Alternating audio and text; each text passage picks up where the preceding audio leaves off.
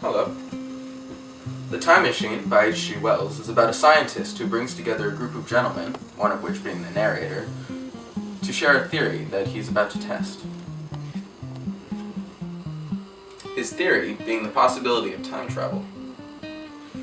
He talks of dimensions like a cube. We live in the third dimension, but there is a fourth. The fourth dimension is time. After explaining his plan of traveling into the future, the men are understandably skeptical. A week later, the guests arrive and sit down for dinner just as the scientist stumbles into the room looking beat up and fatigued. He calmly sits down and after taking a moment, he begins the story. Earlier that day, he had done the impossible.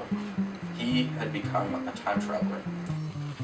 He tells of what happens as if he was still in the moment. When he first sits down at the machine, he slowly moves the lever to go forward in time. Time starts to slip by. This was astounding. He had to keep going. He slowly moves the lever more and more until he is traveling at thousands of years every second. Finally, after fearing he may reappear in something solid, he stops the machine. He steps out to see a completely new world. The world of 802,701 AD.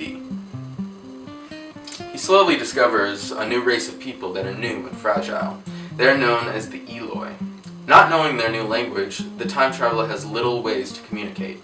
Once they manage to introduce themselves, they take him into their city. After learning some of their language, they realize that they are not too different past the surface. The Eloi then offer him 2 flowers. At this point in the story, he stops and gives those flowers to the men. They inspect these and seeing as that they are no species of this time, they are much more convinced. Continuing with the story, after being given those flowers, he goes back to check on his machine, at which point he realizes that it was not where he left it. Through much searching, he discovers it was taken by another race, the Morlocks. He finds out that they are a lower race of evolved people that dwell under the ground and work like slaves for the Eloi. However, at night, the Morlocks emerge to take what they want.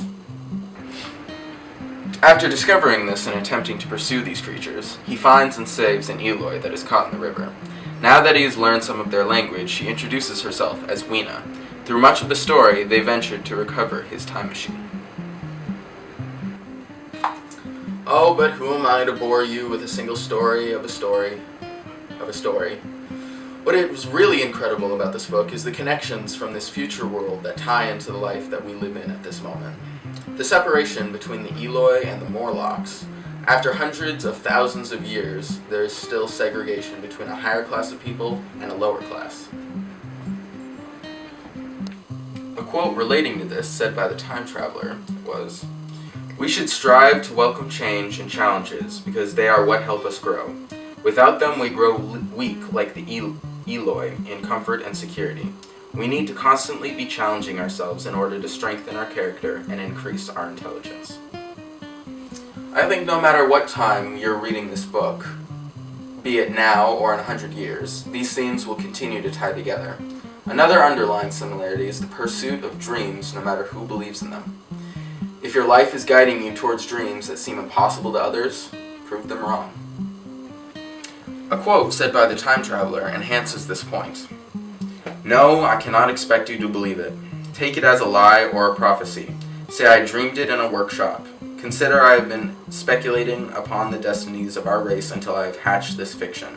Treat my assertion of its truth as a mere stroke of art to enhance its interest. In taking it as a story, what do you think of it?" And lastly, my favorite tie between our lives and this story is the wholesomeness of humanity. Even though a stranger may enter our world, we can relate and accept them. This is emphasized in my favorite quote. "And I have by me, for my comfort, 2 strange white flowers, shriveled now and brown and flat and brittle, to witness that even when mind and strength have gone, gratitude and a mutual tenderness still lived on in the heart of men."